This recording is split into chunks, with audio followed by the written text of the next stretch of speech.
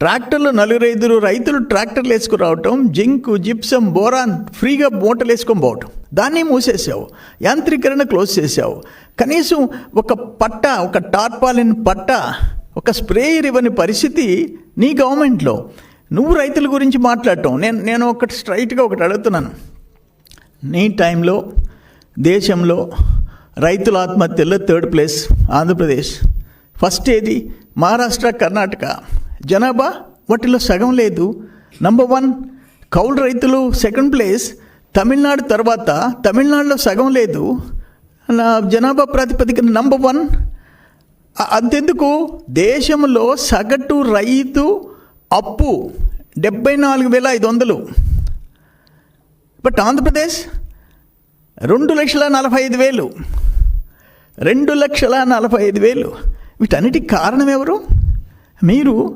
మీరు ప్యాడీ కొనుగోలు చేస్తే 6 నెలలకి డబ్బులు ఇచ్చినారు.